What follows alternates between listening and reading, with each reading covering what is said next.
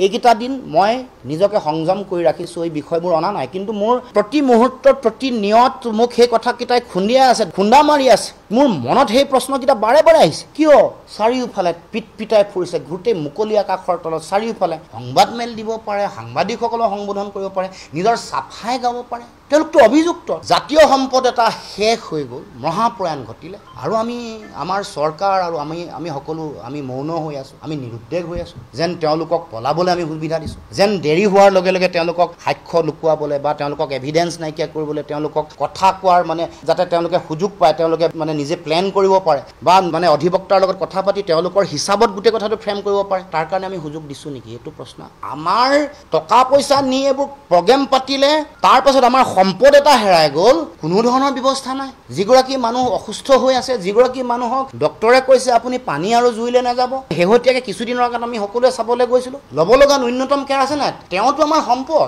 কিছুমানে দালালে নি মানে তেওঁক মানে হেৰি কৰিব সেইটোতো কোনো কাৰণ হ'ব নোৱাৰে প্ৰটেকশ্যন মানে নিৰাপত্তা দিয়া তেওঁক জীয়াই ৰখা সত্তাটোক ধৰি ৰখা আমাৰ জাতিটোৰ আমাৰ প্ৰতিগৰাকী মানুহৰ দায়িত্ব নহয়নে গতিকে ব্লেক লিষ্টেড কৰিয়ে মুখ্যমন্ত্ৰী চৰকাৰে দায়িত্ব সামৰিলে নহ'ব তদন্ত হ'ব লাগে ডে ওৱানৰ পৰা যিমান পইচা দিছিলে ক'ত পইচা দিছিলে শ্বেতপত্ৰ প্ৰকাশ হ'ব লাগে আৰু সেইবোৰৰ ফাইনেন্সিয়েল যিবোৰ এনামলি আছে এইবোৰে আমাক গোটেই টকা পইচা আমাৰ অসমৰ মানুহৰ অসমীয়া মানুহৰ টকা পইচা নি হৰাধ কৰিব আৰু এনেকৈ আমাৰ মহানায়কগৰাকীৰ জীৱনটোক এই অন্যায় কৰিব এইটো গ্ৰহণীয় নহয় আনএক্সেপ্টেবল কোনো কাৰণতে গ্ৰহণীয় মহানায়কৰ মহাপ্ৰয়াণৰ পিছত এইসকল দালাল টাৰ্চেম মিত্তল সিদ্ধাৰ্থ শৰ্মা এইসকলে আকৌ পিছত ন্যায়িক মজিয়ালে নিয়ে কামটো ওলমাই দিব পাৰে হেং কৰিব পাৰে গতিকে অসমৰ ৰাইজৰ ওচৰত সেইসকল জবাবদিহি হ'ব লাগিব আৰু কোনো কাৰণতে অসমৰ জনগণে বিচৰা নাই যে এনেকুৱা সাংস্কৃতিক দালাল কিছুমানে এই জুবিন গাৰ্গ নামৰ সত্তাটোক ব্যৱহাৰ কৰি যি দালালি কৰিলে যি অপৰাধ কৰিছে জাতীয় অপৰাধ কৰিছে সেই সকলকো তদন্তৰ আওতালৈ আনিব লাগে অকল সিদ্ধাৰ্থ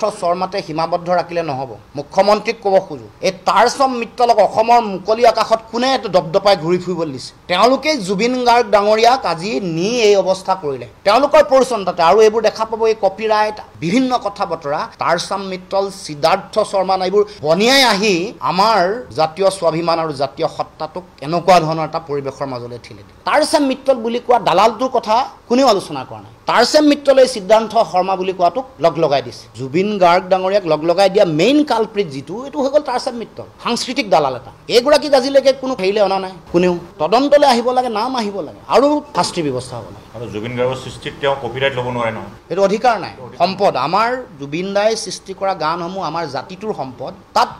কোনোবা বনিয়াই এইটো কপিৰাইট ল'বলৈ ক'ত অধিকাৰ পায় বন্ধ কৰিব লাগিব আৰু এইবোৰ যদি কেনেবাকৈ ন্যায়িক হেৰিলে যায় কিন্তু অসমে নিষ্ঠাৰ নিদিয়ে কোনো ৰাইজে নিষ্ঠাৰ নিদিয়ে অসমীয়া জনগণৰ ক্ষোভৰ যিটো স্ফুলিংগ বুজি পোৱা নাই বনিয়া গোষ্ঠীয়ে কৈ দিব খুজিছোঁ অসমৰ ৰাইজে কাকো খাতি বাতি নকৰিব কথা স্পষ্ট কথা তাৎক্ষণিকভাৱে এইবোৰ চব ক্লেৰিফাই কৰি চব আমাৰ মহানায়কগৰাকীক এইবোৰ সকলো ন্যায় দিয়ক আৰু সকলো সুবিধা সকলো কৰি দিয়ক এইবোৰ খেলি মেলি নকৰিব